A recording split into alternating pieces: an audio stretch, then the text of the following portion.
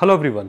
आज हम यहाँ पे स्टार्ट लेंगे कुछ और करंट अफेयर्स के साथ, जिसके अंदर इंपॉर्टेंट है exercise bright star 2025, national bio foundry network and bio economy, Mira variable stars, Parkinson disease, Indian ocean naval symposium और नेशनल स्पोर्ट्स डे 2025। तो यहाँ पर सबसे पहले हम स्टार्ट ले रहे हैं एक्सरसाइज ब्राइट स्टार 2025 के साथ। एक्चुअली ऑलरेडी हम इसको एक्सरसाइज को पहले पढ़ भी चुके हैं। आपको यहाँ पर कुछ और एडिशनल इन्फॉर्मेशन को नोट डाउन करना चाहिए, जैसे कि जो इंडियन आर्म्ड फोर्सेस ने अभी यहाँ पे पार्टिसिपेट किया है इस एक्सरसाइज के अंदर, जिसके अंदर हम देख रहे हैं जो by annual multi lateral military exercise है। इसका मतलब है कि ये हर 2 साल के अंदर होने वाली एक एक्सरसाइज है, जो कि यहाँ पर बेसिकली इजिप्ट के अंदर ऑर्गेनाइज की जा रही है और इसमें यूएस इसका साथ देता है। एक्चुअली 1980s ऑनवर्ड इजिप्ट को यहाँ पर सपोर्ट मिलता है यूएस का, और अल्टीमेटली इस एक्सरसाइज को ऑर्गेनाइज किया जाता है। तो आपने याद रखना है ये हर 2 साल बाद होती है, बायनली का मतलब यही है। और ये मल्टीलेटरल मिलिट्री एक्सरसाइज है। इसके अंदर मतलब कई नेशंस यहाँ पे पार्टिसिपेट कर सकती हैं, और ये होती है किस रीजन के अंदर, that is MENA region which is known as a Middle East North Africa region. ये आपको अभी हम इसको डिस्कस करते हैं कौन सा एरिया है। तो अगेन जैसे बताया गया कि इजिप्ट इसको होस्ट करता है, और यहाँ पे पार्टनरशिप किसकी रहती है, यूएस की, और ये 1980 ऑनवर्ड स्टार्ट किया जा चुका है। तो एक एज अ बायलेटरल, यानी कि 2 देशों ने इसको आपस में एक आपसी सहयोग को बढ़ाने के लिए स्टार्ट किया था, इजिप्ट और यूएस ने। और आज ये मल्टीलेटरल मिलिट्री एक्सरसाइज है, यानी कि और कंट्रीज भी यहाँ पर पार्टिसिपेट कर सकती हैं, और इंडिया ने भी इसके अंदर पार्टिसिपेट अभी किया है। तो आपको इसमें जो याद रखना चाहिए वो क्या है, एक और इस तरह की मल्टी कंट्री मल्टीलेटरल यहाँ एक्सरसाइज के नाम है, जैसे कि मालाबार। मालाबार ये याद रखना है आपने, एक नेवी एक्सरसाइज है ये, मालाबार भी, मिलन भी, और इसी तरह से मिलान या मिलन, इसी तरह से रिम्पैक, और एक और है दैट्स एप्समार। तो ये किस किस कंट्री के साथ है आपको ये जरूर पता होना चाहिए। जैसे कि जो मालाबार एक्सरसाइज है वो यूएस, जापान और ऑस्ट्रेलिया के साथ है, और इसके अंदर मतलब इंडिया पार्टिसिपेट करता है। एक्चुअली ये क्वाड नेशंस की भी है। अगर हम इन चारों कंट्रीज को यहाँ पर देख लेते हैं, यूएस, जापान, ऑस्ट्रेलिया और India, that is this group is also known as Quad nations. और सेकंड आप देख रहे हैं यहाँ पे जो मिलन एक्सरसाइज है, इतना आपको याद रखने की जरूरत नहीं है कि कौन कौन सी कंट्रीज हैं, बट यस इंडिया इसके अंदर पार्टिसिपेट करता है। इसी तरह से रिम्पैक, रिम्पैक एक्चुअली क्या है, जो पैसिफिक ओशन के जो सराउंडिंग कंट्रीज हैं उनके साथ हैं यहाँ पे, जिसमें US, Australia, Canada, Japan, India वगैरह। आपको ये भी नाम याद रखने की जरूरत नहीं है, इनके नाम जरूर याद रखिएगा आप। और इसी तरह से एप्समार भी है, जो ब्राजील और साउथ अफ्रीका के साथ की जाती है, तो आप इसका याद रख सकते हैं। आपको मतलब ये मल्टीलेटरल एक्सरसाइजेस के नाम पता होने चाहिए, कई बार ये मैचिंग के अंदर क्वेश्चन आ जाते हैं। अभी आपको यहाँ पे मैप बेस्ड कुछ क्वेश्चन पूछे जा सकते हैं, जिसके अंदर आपको पता होना चाहिए कि मिडल ईस्ट और यहाँ पे जो नॉर्थ अफ्रीकन कंट्रीज का जो समूह है वो कौन सा है, जिसको हम बोलते हैं मीना रीजन।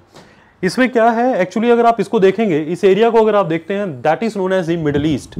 मिडल ईस्ट के साथ अगर हम जो नॉर्थ अफ्रीका की इन कंट्रीज को जोड़ दिया जाए, जिसके अंदर वेस्टर्न सहारा, मोरक्को, अल्जीरिया, ट्यूनीशिया, लीबिया और यहाँ पर जो सूडान है, अगर इन कंट्रीज को जोड़ दिया जाएगा अलॉन्ग विद इजिप्ट, तो आपको ये रीजन बोलना है Middle East and the North African region which is known as the MENA region. तो अगर आप ध्यान से देखेंगे, यहाँ पर जो हमारे पास मेडिटेरेनियन सी है, जो आप ये ब्लू कलर का देख रहे हैं यहाँ पे, which is also known as भूमध्य सागर, इसके जो सराउंडिंग कंट्रीज हैं यहाँ पर, और ये वाली कंट्रीज का मेनली इसके अंदर एक आप इनको काउंट कर सकते हैं। अलॉन्ग विद दैट जो पर्शियन गल्फ के चारों ओर की कंट्रीज हैं वो भी इसके अंदर आएंगी, तो आपको ये याद रखना है, मीना रीजन ये है। इसी तरह से आपको एक और रीजन के बारे में बता रहा हूं, which is known as a Levant region. ये क्वेश्चन आ चुका है और आगे भी इस तरह के क्वेश्चन एक्सपेक्ट किए जा सकते हैं कि आखिरकार जिस जैसे वर्ड आपसे पूछ लिया जाएगा लिवांट कहां का रीजन है, तो आपने बोलना है यहाँ पे लिवांट जो है बेसिकली, ये याद रखना है आपने, लिवांट रीजन बेसिकली इन ये वाली कंट्रीज हैं इसके अंदर। ऑल्दो ये कहीं पर भी टोटली सर्टिफाइड नहीं है कि लिवांट के अंदर कौन कौन सी कंट्रीज आएंगी। मेनली फिर भी ये कहा जाता है कि जो भूमध्य सागर के साथ यहाँ पे ईस्ट में जो कंट्रीज हैं, आप देखिए ये मेडिटेरेनियन सी के साथ ईस्ट में लगती कंट्रीज कौन सी हैं, जैसे साइप्रस भी है यहाँ पे सीरिया भी है, लेबनान भी है, इजराइल है, और यहाँ पे जॉर्डन। जॉर्डन एक्चुअली पूरी तरह से यहाँ पे टच नहीं करता, बट यहाँ जॉर्डन को काउंट किया जाता है। तो इन कंट्रीज के समूह को हम बोलते हैं दैट इज द लिवांट रीजन। कभी भी अगर आपको न्यूज़ में पढ़ने को मिले कि लिवांट रीजन के अंदर अभी ये हुआ या कोई और हैपनिंग हुई है, तो आपको पता हो कि लिवांट रीजन कहाँ पर है। और साथ ही साथ कई जगह पर आपको यह भी मिलेगा कि टर्की को भी इसके अंदर इंक्लूड कर लिया जाता है।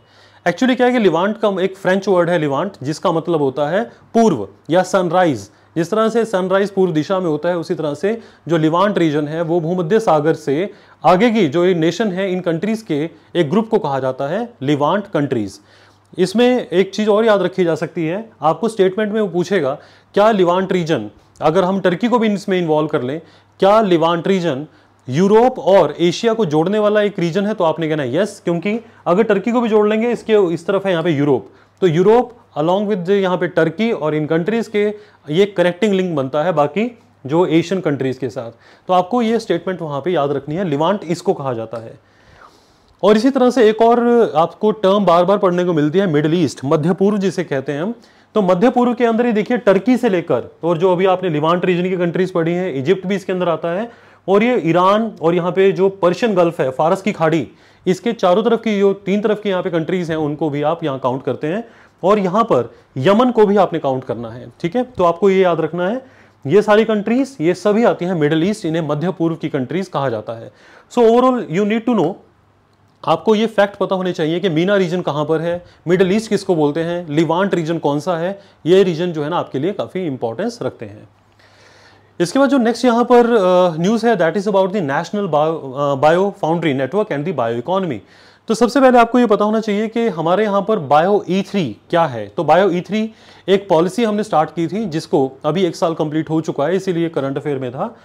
बायो E3 का मतलब है, देखिए, जिसमें हम बायोटेक्नोलॉजी का प्रयोग करेंगे या अपनी इकोनॉमी के लिए। बायोटेक्नोलॉजी क्या होती है, जब आप कोई लिविंग ऑर्गेनिजम्स का उनकी मदद से कुछ ना कुछ एक प्रोडक्शन में आपके वो मदद करती हैं। जैसे एग्जांपल के लिए, अगर आप आज मार्केट के अंदर इंसुलिन, जो कि डायबिटीज जो पेशेंट होते हैं उनके लिए इंपॉर्टेंट होती है, उनको ट्रीट करने के लिए, अगर वो इंसुलिन को अगर आप देखेंगे तो वो इंसुलिन किससे बनती है, कई तरह के जो बैक्टीरिया उसमें मदद करते हैं और उनकी प्रोसेसिंग करने के बाद उनकी हेल्प से हम वो बना पाते हैं। आज कई तरह की जो मेडिसिन हैं उनको तैयार किया जा रहा है, या इसी तरह से जो कर्ड फॉर्मेशन है, दही का जो जमना भी, उसके अंदर भी बैक्टीरिया की मदद ली जाती है, दैट इज ऑल्सो बायोटेक्नोलॉजी। तो जब हम इंडस्ट्रियल लेवल पर, बड़े लेवल पर इस तरह के लिविंग ऑर्गेनिजम्स जैसे बैक्टीरिया हो गए, इनका एक प्रकार से एडवांटेज लेते हैं और अल्टीमेटली हम कोई प्रोडक्शन करते हैं, तो उसको बोलते हैं बायोटेक्नोलॉजी फॉर इकोनॉमी। और जब इन्हीं चीज़ों को हम एनवायरनमेंट के लिए यूज़ करते हैं तो बायोटेक्नोलॉजी फॉर एनवायरनमेंट, और बायोटेक्नोलॉजी की वजह से एम्प्लॉयमेंट भी जब मिलती है, तो यहाँ पे 3 E है, इकोनॉमी, एनवायरनमेंट और एम्प्लॉयमेंट। तो इसको आपको याद रखना है।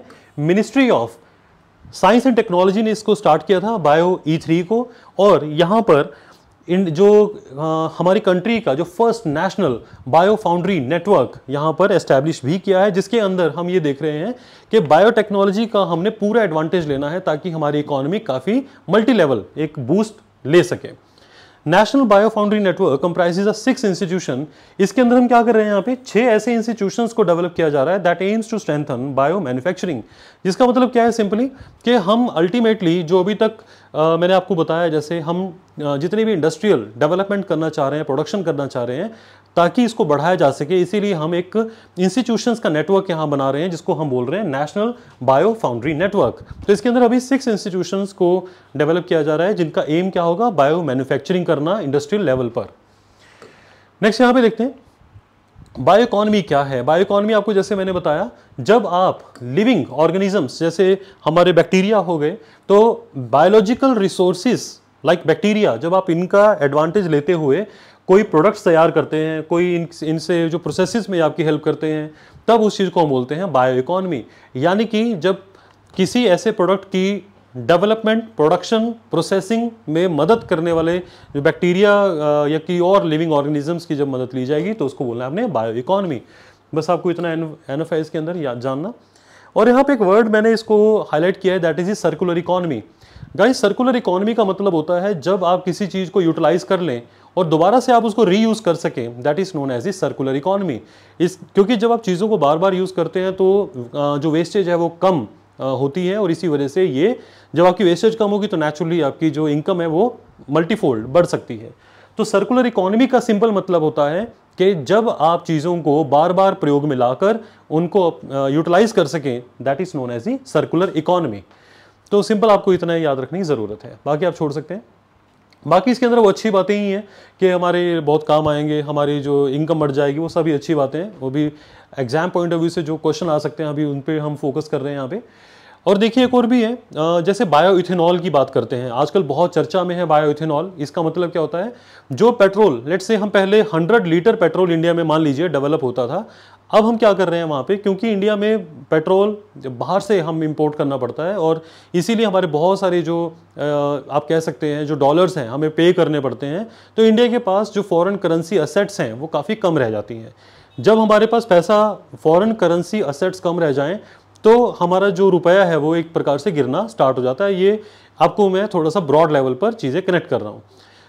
इसीलिए हम यहाँ पे क्या कर रहे हैं, अभी जो 100 लीटर की हमारी रिक्वायरमेंट है, एग्जाम्पल में जो मैंने लिया, उसमें हम 80 लीटर पेट्रोल यूज़ करेंगे जो पहले भी यूज़ कर रहे थे, और 20 लीटर अब हम यहाँ पर बायोइथेनॉल ऐड करने वाले हैं। What is bioethanol? एक जैसे हम शुगर केन होता है वो हमें नेचर से मिलता है, उसका जो एक जूस आप कह सकते हैं, उसको प्रोसेस करने के बाद हम उस जूस का एथेनॉल बना सकते हैं और उस एथेनॉल को हम पेट्रोल के साथ मिक्स कर देते हैं, उसको बोलते हैं दैट्स द इथेनॉल ब्लेंडिंग। तो हम अभी ये सोच रहे हैं, हमारा जो टारगेट है वो है 20%। तो अभी आजकल इस पे चर्चा और ज़्यादा ये न्यूज़ में क्यों रह रहा है, क्योंकि जो हमारे रोडवेज मिनिस्टर हैं उनका कहना ये है कि हमें इथेनॉल ब्लेंडिंग की तरफ बढ़ना होगा आज हमारी कंट्री को। इससे फ़ायदा क्या है, एक तो पॉल्यूशन कम होगा, तो हम पूरे वर्ल्ड के पॉल्यूशन को कॉम्बैट करने में, कम करने में मदद कर रहे हैं, साथ ही साथ हमारी एफिशिएंसी भी बढ़ जाएगी। जबकि कुछ रिपोर्ट्स का कहना ये है कि जो बायो इथेनॉल डालने से हमारा जो इंजन है गाड़ियों का, उसकी एफिशिएंसी कम हो जाती है, उसके अंदर उसकी एवरेज भी कम आती है, इसीलिए हो सकता है फ्यूचर में लोग इसको अवॉइड करें। बट अभी कोई यहाँ पे सर्टिफाइड इस तरह के वैलिड आर्गुमेंट्स पेश नहीं किए गए हैं। तो आपको सिर्फ याद रखना है, इथेनॉल ब्लेंडिंग का जो टारगेट था इनिशियली इसको 10% रखा गया था, यानी कि 90% हम पेट्रोल यूज़ करेंगे, 10% उसके साथ हम इथेनॉल यूज़ करेंगे। तो इथेनॉल कहाँ से आ रहा है हमारे पास, ये भी हम जो शुगर केन है उसको हम जब बायो प्रोसेसेस के थ्रू हम यहाँ इथेनॉल में कन्वर्ट कर रहे हैं, तो उसको बोलते हैं हम बायो इथेनॉल। तो अगेन जैसे मैंने आपको बताया, बायो टेक्नोलॉजी का प्रयोग हम यहाँ करते हुए भी हमारे जो इथेनॉल ब्लेंडिंग प्रोग्राम है उसके अंदर हम यूज़ कर रहे हैं। तो आपको ये याद रखना है, इथेनॉल ब्लेंडिंग प्रोग्राम का हमारा जो टारगेट था वो हमने समय से पहले ही अचीव कर लिया और हमने इसको 2025 में 20% इथेनॉल ब्लेंडिंग को हमने स्टार्ट कर दिया है। इसी तरह से आपको ये पता हो what is bio E3 policy. जैसे आपको मैंने वहाँ पे 3 E बताए थे, दोबारा देखिए यहाँ पे आपको बताया गया था कि जो बायोटेक्नोलॉजी है वो इकोनॉमी, एनवायरनमेंट और एम्प्लॉयमेंट के लिए यूज़ करना है हमने। तो इसमें देखिए हमने इकोनॉमी के लिए तो यूज़ कर लिया, क्योंकि हम यहाँ से काफ़ी चीज़ें जो है डेवलप कर पाएंगे। अगर हम एग्रीकल्चर अच्छी हो जाएगी तो हमारे पास यानी कि अच्छी इकोनॉमी होगी हमारी। अगर एनर्जी की बात की जाए तो इसके अंदर हम क्लाइमेट को, जैसे मैंने बताया कि पॉल्यूशन कम होगा बायोइथेनॉल के बर्निंग से, और इसी तरह से जो एम्प्लॉयमेंट है, क्योंकि बायोटेक जो स्टार्टअप है उनके अंदर अभी काफ़ी ज़्यादा स्कोप है एम्प्लॉयमेंट जनरेट करने का। तो आपको ये चीज़ें बाकी याद नहीं रखनी है, सिंपली आप सिर्फ ये याद रखें जो मैंने अभी आपको हाईलाइटेड पोर्शन बताए वो एनएफ ऐप के लिए। Otherwise bio E3 policy again 2024 में इसको लॉन्च किया गया था और इसको यहाँ पे इंप्लीमेंट कौन कर रहा है, दैट इज DBT बोलते हैं इसे, डिपार्टमेंट ऑफ बायोटेक्नोलॉजी। एक स्पेशलाइज्ड हमारे पास डिपार्टमेंट है जो किसके अंडर काम कर रहा है, यहाँ पे ministry of science and technology के अंडर यहाँ पर मतलब एक डिपार्टमेंट है, वो इसको इंप्लीमेंट कर रहा है। आपको सिर्फ सिंपली ये याद रखना है। इसके बाद हम आगे बढ़ रहे हैं इसमें। नेक्स्ट न्यूज है that is about the Mira variable stars. Guys अभी एक इस प्रकार का जो है ना स्टार के बारे में ये न्यूज़ में था, और यहाँ पर एक दो वर्ड हो रहा है which is known as the Hubble constant. आपको ये समझना है कि मीरा स्टार्स क्या होते हैं। मीरा एक होता क्या है, जिस प्रकार से आप एक ऐसा एज्यूम कर सकते हैं, मान लीजिए कोई अगर बल्ब है, अगर उसके अंदर कई बार वोल्टेज ज़्यादा आने की वजह से ज़्यादा लाइट आ सकती है, वोल्टेज अगर कम आ रही है तो उसके अंदर लाइट कम आ सकती है। तो जब कभी बार ज़्यादा आए और कई बार कम लाइट आपको देखने को मिले तो आप इसको बोल सकते हैं that is he pulsating. Pulsating का मतलब है कभी ज़्यादा कभी कम। सो गाइज जब कभी कोई ऐसे स्टार्स जहां से कई बार तो ज़्यादा लाइट हमें आती हुई नज़र महसूस हो और कई बार वहां से कम लाइट आ रही हो, तो ऐसे स्टार्स को हम बोलते हैं Mira stars. So Mira is a pulsating, यानी कि एक उसका एग्जाम्पल है मीरा स्टार्स। तो आपने इसमें बोलना है दैट एक पल्सेटिंग रेड जायंट स्टार है, काफ़ी बड़ा, यानी कि अपनी जिस प्रकार से हम ह्यूमन लाइफ का एक शुरुआत होती है, पहले वो बच्चा होता है, फिर वो बड़ा होता है, और एक जब ढलती हुई एज होती है, फिर एंड में जाके उसकी डेथ हो जाती है। इसी प्रकार से जो स्टार्स होते हैं उनके अंदर भी यही जो एक लाइफ साइकिल हम देखते हैं, पहले वो उनका जो साइज़ है, पहले वो छोटा, फिर वो बड़े होते हैं, और जब वो डेथ स्टेज की तरफ जा रहे होते हैं, फिर साइज़ एक बार बढ़ता है, फिर धीरे धीरे धीरे उनके अंदर चेंजेस आते हैं। तो जब अगर कोई रेड जायंट फेज, यानी कि किसी तारे का जो रेड जायंट फेज स्टार्ट हो जाए, इसको बोलते हैं लाल दानव तारा, यानी कि काफ़ी बड़ा उसका जब साइज हो जाता है और रेड कलर का कोई तारा हो जाता है, तो इसका मतलब है अपने डेथ की तरफ बढ़ रहा है धीरे धीरे, ये याद रखना है आपने। तो इस प्रकार का ये स्टार है, और जिसके अंदर अभी हमने देखा कि ब्राइटनेस जो है ना, कभी ज़्यादा कभी कम देखने को मिल रही है। ऐसा क्यों हो रहा है वहाँ पे? क्योंकि उसकी जो आउटर लेयर है, कोई भी स्टार होता है ना, वहाँ पे लाइट कहाँ से आती है? क्योंकि वहाँ पर हो रही होती है फ्यूज़न, जिसको बोलते हैं नाभिकीय संलयन, जिसके अंदर जो छोटे छोटे नाभिक मिलकर एक बड़ा नाभिक या न्यूक्लियस बना रहे होते हैं। तो न्यूक्लियर फ्यूजन की वजह से तारों के बीच में लाइट एमिट होती है, और उस लाइट जो वहाँ पे गैसेस हैं, कई बार वो ज़्यादा रिएक्ट करें, कभी कम, इसी वजह से वहाँ पे ज़्यादा जो है ना लाइट कभी ज़्यादा एमिट हो रही है, कभी वहाँ से थोड़ी लेस लाइट हम देख पा रहे हैं। सो गाइज, इस तरह के तारों को हम क्या बोलते हैं? That's a variable star. और ये एक चीज़ आपने और याद रखनी है, इस प्रकार के जो तारे होते हैं वहाँ पर वो रिलेटिवली वो कूल होते हैं। इसका मतलब है कि वो ज़्यादा गर्म तारों की श्रेणी में नहीं आते। तो आपको ये याद रखना है, जो पल्सेटिंग या वेरिएबल स्टार्स होते हैं इस तरह के, वो रिलेटिवली जो है ना वो कूल होते हैं। और इनका अगर आप देखेंगे सरफेस टेम्परेचर जो है 3000 केल्विन है।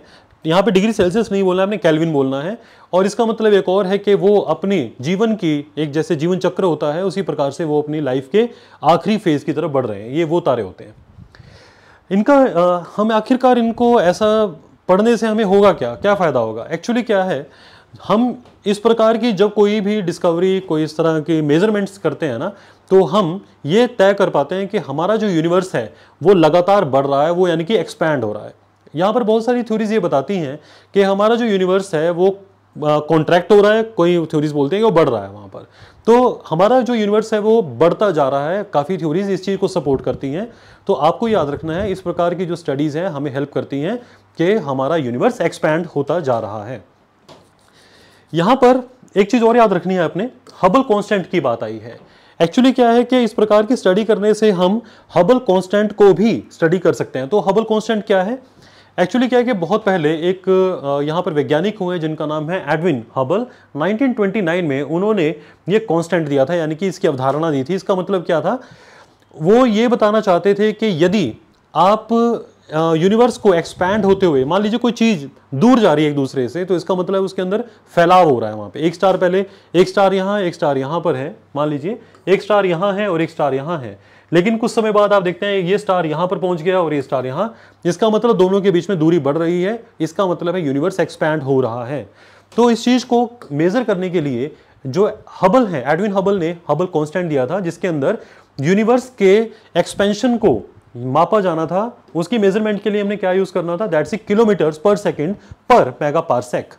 पारसेक क्या है गाइस? पारसेक एक यूनिट है जिससे हम डिस्टेंस मापते हैं दो सेलेस्टियल बॉडीज, यानी कि खगोलीय जो पिंड होते हैं उनके बीच में जो दूरी है हम उसको चेक करते हैं, उसको बोलते हैं पारसेक।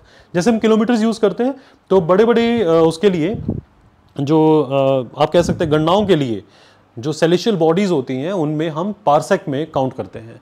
तो आपने सिंपली याद रखना है हबल कांस्टेंट इससे रिलेटेड है। और हबल कांस्टेंट आपको मदद करता है, इसको जानने से आपको ये पता लगता है कि यूनिवर्स का साइज कितना है और इसकी एज कितनी है, क्योंकि अभी तक हम इसको एग्जैक्ट मेजर नहीं कर पा रहे हैं। और गाइज ये एक किस फिनोमिना पे काम करता है? Which is known as a red shift phenomena. Red shift phenomena का मतलब क्या होता है? जब भी कभी, जिस प्रकार से अगर आप किसी जगह पर खड़े हैं और आपकी तरफ कोई एम्बुलेंस चलती आ रही है जिसमें से सायरन की आवाज़ आ रही है, आप आंखें यदि आपकी बंद भी होंगी तो भी आप बता दोगे कि आपकी तरफ जो एम्बुलेंस आ रही है वो आ रही है और जब आपको क्रॉस करके जा रही है, क्योंकि जब वो पास आ रही है तो सायरन की आवाज़ बढ़ती हुई नजर आती है, और जब वो दूर जा रही है तो सायरन की आवाज़ धीरे धीरे कम होती चली जाती है। तो आप बता सकते हैं अपनी बंद आंखों से भी कि आपकी तरफ कोई इस तरह का व्हीकल आया और वो दूर चला गया। इसी प्रकार से जब किसी तारे से आने वाली लाइट को हम ये चेक करते हैं कि पिछली बार हमारे पास जो आने वाली लाइट है उसके अंदर रेड स्पेक्ट्रम इतना था, और अगले साल अगर हम चेक करते हैं वो रेड स्पेक्ट्रम बढ़ गया, तो इसका मतलब है वो तारा हमसे दूर जा रहा है। तो आपको इसको बोलना है red shift phenomena. Red shift phenomena का मतलब होता है, अदरवाइज ये ज्योग्राफी की टर्म है, आप वहां पे पढ़ते हो इसे। रेड शिफ्ट फिनोमिना के अंदर जब कोई तारा या लाइट का जो सोर्स है वो आपसे दूर जा रहा है, तो इसका मतलब है आप तक आने वाली जो लाइट है उसमें रेड स्पेक्ट्रम बढ़ता जा रहा है। तो इसकी मदद से आप बता सकते हो कि तारा आपसे या कोई भी लाइट का जो सोर्स है वो आपसे दूर जा रहा है या नहीं, which is known as red shift phenomena. So क्या अगर वहां पे स्टेटमेंट आती है क्या रेड शिफ्ट फिनोमिना से आप यूनिवर्स एक्सपेंशन को बता सकते हैं, तो आपका आंसर होगा यस, आप ये बता सकते हैं। नेक्स्ट हम न्यूज पढ़ रहे हैं जिसमें biosensor for the Parkinson disease. Actually क्या है कि अभी जो institute of nano science and technology Mohali का बहुत रेप्यूटेड एक इंस्टीट्यूशन है, इन्होंने पार्किंसन डिसीज को डिटेक्ट करने के लिए इस प्रकार का एक बायोसेंसर तैयार किया है। बायोसेंसर का यहाँ पर क्या वो है, यानी कि एक प्रकार का ये एमिनो एसिड है। एमिनो एसिड्स क्या होते हैं, प्रोटीन। अगर मान लीजिए मैं किसी प्रोटीन की बात करता हूं, प्रोटीन की सबसे छोटी यूनिट को बोलते हैं एमिनो एसिड। तो इन्होंने ना एक एमिनो एसिड को यहां पर तैयार किया है, एक केमिकल को तैयार किया है, जिस केमिकल के ऊपर यहां पर हमने एक कोटिंग जैसे एक परत चढ़ा दी है, नैनो एक परत है जिसका नाम है गोल्ड नैनो क्लस्टर, जिसको हम AUNCS बोलते हैं। और ये एक्चुअली क्या है, किसी भी जगह पर जो है ना अल्फा साई न्यूक्लियन प्रोटीन के साथ ये जुड़ जाते हैं, लेकिन अगर ये वहां पर डीअटैच होना शुरू हो जाते हैं, मिसफोल्ड हो जाते हैं वहां पर, तो इसका मतलब है आपके जो पेशेंट है उसके ब्रेन में, जिस पेशेंट के अंदर अभी डिसीज होने वाली है जिसको हम पार्किंसन डिसीज बोल रहे हैं, उसके अंदर ये वहां पर नॉर्मली अटैच नहीं हो पाएगा। आपने सिंपली ये समझना है। सो इस प्रकार से हम एमिनो एसिड्स का प्रयोग करते हुए पेशेंट के अंदर ये दिक्कत आने वाली है नहीं, इस चीज को डिटेक्ट कर सकते हैं। तो आपको सिंपली इतना याद रखना है और इससे ज्यादा जरूरत नहीं है। तो इसकी मदद से क्या होगा, जिन लोगों को पार्किंसन डिसीज होने वाली है उन लोगों को हम पहले ही डिटेक्ट कर लेंगे और वहां पर उनको हम एक अर्ली फेज में जितना जल्दी ट्रीटमेंट मिल जाए उतना अच्छा है और उनको बचाया जा सकता है। आपको पता होना चाहिए पार्किंसन डिसीज कैसी होती है। यहाँ पे जो माइंड है, ब्रेन के अंदर एक्चुअली क्या है, यहाँ पे देखिए इसको जरा। अल्जाइमर डिसीज के अंदर होता क्या है कि यहाँ पे loss of dopamine producing neurons in the substantia nigra, जो रीजन इन दी मिड ब्रेन, इसकी वजह से ऐसा होता है। इसका मतलब क्या होता है, हमारे जो ब्रेन होता है ना, उसके आप साइंस में पढ़ते भी हैं बायो के अंदर, ब्रेन के 3 हिस्से होते हैं गाइस। एक होता है फोर ब्रेन, एक होता है मिड ब्रेन, एक होता है हाइंड ब्रेन। जो मिड ब्रेन है, बीच वाला हिस्सा है, वहां पर एक केमिकल रिलीज होता है जिसका नाम होता है डोपामिन। तो आपने याद रखना है वहां पे डोपामिन निकलने जो है ना धीरे धीरे बंद हो जाता है, आप मोटे तौर पे इसको समझें। और इस वजह से हमारी जो मूवमेंट्स हैं, जैसे हाथ, अगर आपका कंट्रोल अपने हाथों पे नहीं रहेगा, पार्किंसन डिसीज के जो पेशेंट होते हैं उनकी मेमोरी धीरे धीरे कम होती चली जाती है, उनके हाथ जो है वो एक शिवर करते रहते हैं, आप कह सकते हैं कि उनके हाथ कांपते रहते हैं, वो अपना चलते हुए भी वो छोटे छोटे कदम उठा रहे होते हैं। कई प्रकार के इस तरह के यहाँ पे डिसीज के जो लक्षण आपको नजर आते हैं, वो फेंट हो जाते हैं और उनकी अपनी एक्टिविटीज पर कंट्रोल वो नहीं रख पाते। तो आपको ये चीज ध्यान रखनी है। पार्किंसन डिसीज किससे जुड़ी हुई है, तो आपको आगे से ध्यान रखना है, ये ब्रेन के अंदर जो डोपामिन रिलीज नहीं होता तब ये डिसीज होती है। इसका कोई क्योर नहीं है, अभी तक कोई इलाज नहीं है इसका। हालांकि यहाँ पे थोड़ा सा मैनेज किया जा सकता है, और वो कौन सी, लेवोडोपा और इसी तरह से कार्बिडोपा, इस प्रकार की जो एक मेडिसिन हैं वो थोड़ा मदद कर सकते हैं, अदरवाइज इसका कोई क्योर अभी तक नहीं है। नेक्स्ट न्यूज है about the Indian ocean naval symposium, very important. ये अभी क्या हुआ है कि इंडियन नेवी ने, याद रखिए, इंडियन नेवी ने अभी एक मीटिंग अरेंज की है जिसका नाम है यहाँ पे that's Indian ocean naval symposium, Kochi के अंदर। ठीक है, तो केरला के अंदर इसको ऑर्गेनाइज किया गया है। ये है क्या, इसको समझते हैं पहले। एक्चुअली क्या है कि जितनी भी, जैसे मान लीजिए भारत, यहाँ पर अगर आप ये देख रहे हैं, इंडिया के इस तरफ जहां पर आप यहाँ देख रहे हैं, इस तरफ अरब सागर है, और अगर इस तरफ देखेंगे तो बे ऑफ बंगाल है, और नीचे आप पूरा देख रहे हैं यहाँ पे इंडियन ओशन है। आप कह सकते हैं कि इंडियन ओशन के यहाँ पर जितने भी कंट्रीज हैं, जहां जहां पे इंडियन ओशन टच करता है, वहां की मैक्सिमम कंट्रीज यहां पर पार्टिसिपेट करती हैं इस मीटिंग के अंदर, जिसका नाम है इंडियन ओशियन नेवल सिंपोसियम। तो गाइज इसको बोलते हैं हम Indian Ocean region littoral state, यानी कि हिंद महासागर के किनारे किनारे पर जो कंट्रीज हैं उनका एक ग्रुप है जिसको बोलते हैं हम IONS। तो इसके अंदर कंट्रीज अपनी इच्छा से एंटर कर सकती हैं, और अगर ड्रॉप करना है या नहीं आना चाहते वो नहीं भी आ सकते हैं। बट अभी फिलहाल के लिए इनकी जो टोटल स्ट्रेंथ है वो आपने याद रखनी है, 25 टोटल मेंबर्स हैं जिसके अंदर इंडिया भी है, और 9 कंट्रीज बाकी रीजन से वो आ सकती हैं, वहाँ पर क्या मीटिंग हो रही है वो बैठकर उस चीज़ को देख सकते हैं, उनको बोलते हैं ऑब्जर्वर। तो आपको याद रखना है IONS किसका पार्ट है, यानी कि IONS है क्या। दूसरी बात, सबसे पहली बार यानी कि जब ये फर्स्ट टाइम जब स्टार्ट किया गई थी इस प्रकार की मीटिंग, तो ये 2008 में न्यू दिल्ली में ही स्टार्ट की गई थी, और उस समय पर भारत ने इसकी जो है ना एक प्रकार से अध्यक्षता की थी, यानी कि चेयर हम ही थे वहाँ पे। इंडिया बाद में अभी जैसे 2025 से 27 तक की जो यहाँ पे अध्यक्षता होगी अब 2 साल के लिए, वो भारत के पास रहेगी अब, और ये अभी हमने तय किया है यहाँ पर जो 9th COC प्लान की जा रही है अब 2025 में, तब भारत के पास इसकी चेयर यानी कि अध्यक्षता आ जाएगी। आमतौर पे इन कंट्रीज के बैठकर यहाँ पे आपस में क्या डिस्कस करते हैं कि जब भी कभी इस रीजन के अंदर कोई आपस में कोई दिक्कत आया करेगी, कोई सुनामी संबंधित दिक्कत हो सकती है, कोई अर्थक्वेक रिलेटेड हो सकती है, तो हमने आपस में एक दूसरे की मदद करनी है। Humanitarian assistance and disaster relief, यानी कि आपस में मानवीय सहयोग, और यदि कोई आपदा प्रबंधन है, आपदा के समय पर एक राहत कार्यों के संबंधित एक्सरसाइज को बोलते हैं HDR, humanitarian assistance and disaster relief programme. So mainly तो आपस में एक प्रकार का सहयोग बढ़ाने से संबंधित है, और आपको और पता इसमें होना चाहिए जो याद रखना है आपने फिलहाल के लिए। यस, जो ये इंडियन ओशियन रिम एसोसिएशन, अभी तो ये सिंपोसियम के नाम से बोला जा रहा है, जब ये एस्टैब्लिश की गई थी, एक्चुअली क्या था कि सिंपोसियम और IOR इनको आप थोड़ा सा अलग अलग याद रखिएगा। जो IOR है, इंडियन ओशियन रिम एसोसिएशन, ये 1997 में एस्टैब्लिश की गई थी। IOR एक और ग्रुप है जिसे 1997 में हमने शुरू किया था। जो IONS है, ये सिंपोसियम की बात हो रही है, वो पहली बार हमने यहाँ 2008 में इसको सेमिनार स्टार्ट किया था, जिसकी बात हो रही है अभी। तो आपको ये थोड़े से दोनों अलग अलग करके याद रखने हैं। IORA, इसको हमने 1997 में स्टार्ट किया था, जिसके अंदर आपस में यही देश आपस में बैठ के बात करते हैं, और इनके सबसे जो बड़ी मीटिंग होती है उसके अंदर फॉरेन मिनिस्टर्स पार्टिसिपेट करते हैं, ये याद रखना है आपने। एनुअली इनकी मीटिंग होती है, और अभी फिलहाल श्रीलंका के पास इसकी जो एक प्रेसिडेंसी है IORA की, और फिर उसके बाद जो है ना इंडिया अभी यहाँ पे वाइस चेयरपर्सन है, और बाद में जब इसके हमारे पास जो अध्यक्षता है 2025 से 27 तक की, वो 2025 के एंड में आ जाएगी। आपको बस इतना याद रखना है। ट्रोइका का मतलब होता है जो पहले था वाइस प्रेसिडेंट या प्रेसिडेंट, जो अब है और जो अगला होगा। जो पहले था, जो अब है और जो अगला होगा, इन तीनों के जो नामों को, इन 3 देशों के समूह को बोलते हैं ट्रोइका। 3 नेक्स्ट न्यूज़ है यहाँ पे नेशनल स्पोर्ट्स डे 2025 के बारे में, जिसे 29 अगस्त को ऑब्जर्व किया गया। और ये एक्चुअली जो मेजर ध्यानचंद हैं, जो कि बहुत जाने माने हॉकी के खिलाड़ी थे, और इनके बर्थ एनिवर्सरी जो है 29 अगस्त को ही हम ये नेशनल स्पोर्ट्स डे मनाते हैं। और ये 2012 से हमने स्टार्ट किया है, और 2019 में हमने इसी दिन फिट इंडिया मूवमेंट भी लॉन्च की थी, ये याद रखना है। अब की बार का थीम याद रखना है, इसमें इंपॉर्टेंट है 1 घंटा खेल के मैदान में, that means you can devote your 60 minutes for the physical activities, तो ताकि आपकी जो स्वास्थ्य है वो अच्छा रहे, ये यहाँ पे बताया जाता है। इसी दिन हम जो है एनुअल अवार्ड्स भी यहाँ पर देते हैं, जो प्रेसिडेंट ऑफ इंडिया मतलब यहाँ देते हैं। तो इसके अंदर याद रखना है आपने, जो सबसे हाईएस्ट इंडिया का स्पोर्ट्स अवार्ड है, which is known as the Major Dhyanchand Khel Ratna award.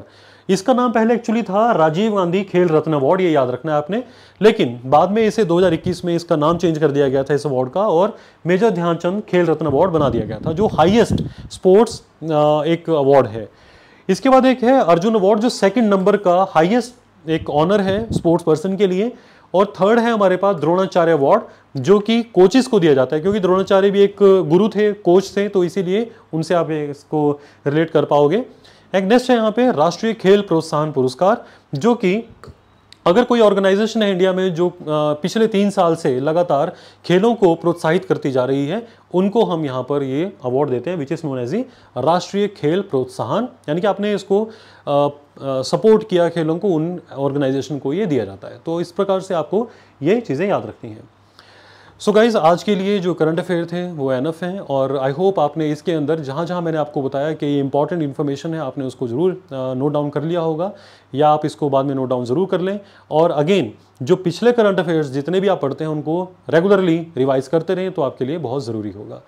इस चैनल को आप ज़रूर सब्सक्राइब करें और जब भी कभी हम कोई कंटेंट अपलोड करते हैं वो आपको विजिबल हो, इसके लिए आप जो बेल आइकन है उसको ज़रूर प्रेस कीजिए और नोटिफिकेशन जो है अपनी ऑन कीजिए, सो दैट आपको टाइमली नोटिफाई कर दिया जाए और आप अपनी जो करंट अफेयर के साथ अपडेटेड रहें। सो आई फील आप इन जो इंस्ट्रक्शंस हैं इनको ज़रूर फॉलो करें। Thank you so much.